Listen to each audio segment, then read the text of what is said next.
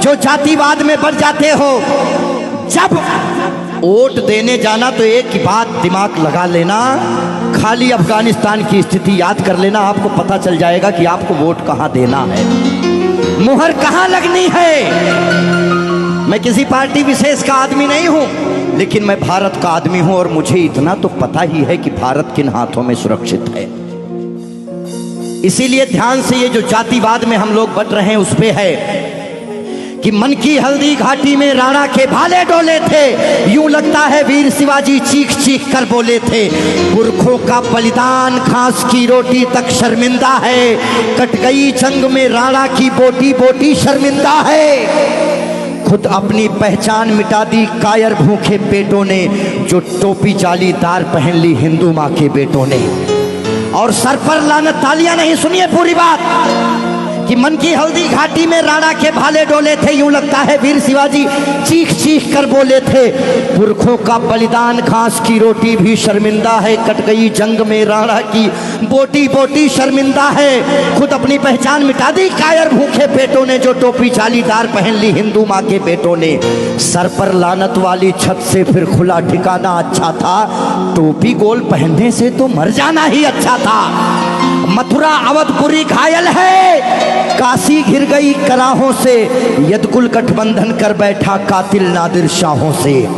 मुंह से आह तलक ना निकली धर्म ध्वजा के फटने से, कब तुमने आंसू छलकाए गौ माता के कटने पे। हिंदुस्तान के लोगों जागो, कब तुमने आंसू छलकाए गौ माता के कटने पे। जागे नहीं अगर आज हम, तो ये प्रश्न पीढ़ियां पूछेंगी। हमारे पास दो ही ऑप्शन है, या तो हम अपनी आने वाली पीढ़ियों के लिए चेतावनी बन जाएं या मिसाल बन जाएं। ना हम कश्मीरी पंडितों को भूलेंगे और ना राम भक्तों पे गोलियां चलाने वाले को भूलेंगे। ये वही भारत है, ध्यान रखिएगा, किसी बहकावे में नहीं आना है कि कब तुमने आंसू छलकाए गौ माता के कटने पे। और जागे नहीं अगर हम, तो ये प्रश्न पीढ़ियां पूछेंगी।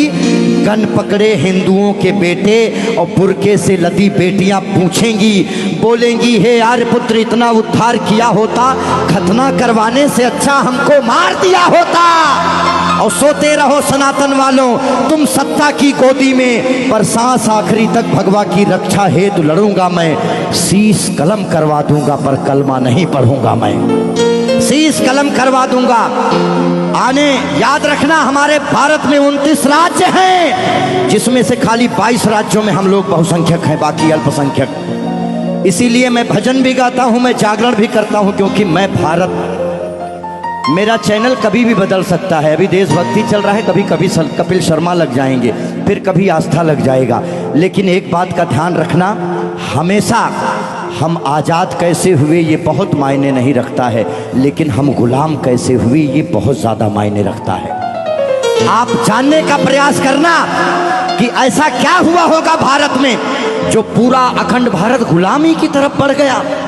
इस देश में जिनको चोर कहना था, जो मुगल भारत को लूटने आए, चाहे वो गजनी रहा हो, चाहे वो औरंगजेब, महान अकबर जिसको जिल्ले इलाही कहा गया, जिल्ले इलाही खुदा की परछाई को कहते हैं। और जो भारत के लोग अकबर को महान बताते हैं, जिल्ले इलाही शहंशाह अकबर, जिल्ले इलाही खुदा की परछाई को कहता है। ये कौन सा जिल्ले इलाही है जो दिल्ली में महिलाओं की मंडियां लगाता है, महिलाओं की खरीदी फरोश करता है? इतनी काली परछाई कौन से जिल्ले इलाही की हो सकती है?